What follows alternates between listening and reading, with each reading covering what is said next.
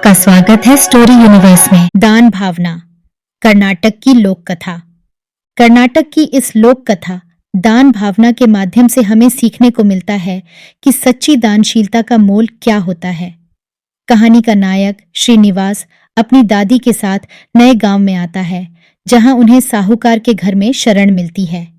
एक ओर जहां दादी ने अपनी करुणा और निस्वार्थ सेवा से एक भिखारी की मदद की, वहीं साहूकार ने स्वार्थ और लालच से प्रेरित होकर उसी भिखारी को अनदेखा कर दिया। इस लोक कथा की सबसे महत्वपूर्ण सीख यह है कि हम जो कर्म करते हैं उसका फल उसी रूप में हमें वापस मिलता है। दादी की निष्कपट दान भावना ने उन्हें सोने की दौलत दी, जबकि साहूकार की लालची प्रवृत्ति ने उसके धन को कोयले में बदल दिया। यह कथा हमें यह सोचने पर मजबूर कर देती है कि क्या हम अपने जीवन में दान और सेवा करते समय निस्वार्थ होते हैं या हमारे कार्य केवल स्वार्थ से प्रेरित होते हैं। यह कहानी न केवल हमें मानवीय मूल्यों की गहराई समझाती है, बल्कि हमारे दिलों में दानशीलता और करुणा का बीज भी बोती है। यह एक यादगार कहानी है जो हर उम्र के लोगों को यह सिखाती है कि सच्चा धन वही है जो हम दूसरों को देते हैं। तो चलिए शुरू करते हैं। श्रीनिवास नाम का एक बालक अपनी दादी के साथ एक नए गांव में रहने आया। वे दोनों गांव के साहूकार के पास पहुंचे। साहूकार अपनी तोंद फुलाए कुर्सी पर बैठा था। दादी और पोते ने साहूकार को प्रणाम किया। दादी ने उससे कहा, मालिक, हम दूसरे गांव से आए हैं, अब यहीं रहना चाहते हैं। आप हमें सिर छिपाने की जगह दे दें, बदले में हम आपके घर के काम कर देंगे। साहूकार ने मन में सोचा, बिना दाम के 2 मजदूर मिल रहे हैं, इन्हें क्यों आ छोड़ा जाए। वह मान गया। उसने घर के पिछवाड़े उन्हें रहने की जगह दे दी। दादी ने पूछा, साहूकार जी, इसका किराया क्या लगेगा। साहूकार ने झट से बताया, मेरे घर में 4 भैंसें, 3 बैल और 4 गायें हैं। उन सबको चराना होगा। उनके गोबर को पाटकर उपले बनाने होंगे और उपले बेचकर उनके पैसे मुझे देने होंगे। वही उसका किराया होगा। दादी और पोते ने साहूकार की शर्त मान ली। उसी दिन से दादी तो साहूकार के घर का काम करने लगी और पोते ने गांव में ही कोई काम ढूंढ लिया। उनका जीवन चलने लगा। एक दिन की बात है। साहूकार के दरवाजे पर फटे हाल एक भिखारी आ गया। साहूकार ऊंची आवाज में बोला, चलो चलो आगे बढ़ो, मेरे पास कुछ नहीं है। वह भिखारी घूमकर पिछवाड़े की ओर आ गया।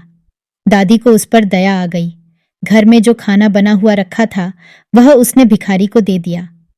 विदा होने से पहले भिखारी दादी की हथेली पर एक दमड़ी रखते हुए बोला, मां, तुम इससे अपने पोते के लिए मुरमुरे खरीद लेना। दादी ने उस दमड़ी को अपनी संदूकची में रख दिया। वह सोच में थी कि आज अपने पोते को क्यार खिलाएगी। तभी उसका पोता खेत से आया। वह भूखा था। दादी ने पोते को सारी बात बताई और कहा, संदूकची में से दमड़ी लेकर कुछ खरीद ला। जैसे ही पोते ने संदूकची खोली, सोने की चमक से सारी झोंपड़ी जगमगा उठी। उन्होंने सोना बेचकर सुंदर मकान बनाया, जमीन खरीदी, बैल खरीदे और बड़े किसान बन गए। उनकी समृद्धि देखकर सेठ ने सोचा, काश मैंने उस भिखारी को न भगाया होता। एक दिन वही भिखारी फिर उसके द्वार पर आया जिसे बहुत समय पहले उसने भगा दिया था। साहूकार दौड़कर बाहर आया, भिखारी को सम्मान के साथ अंदर ले गया।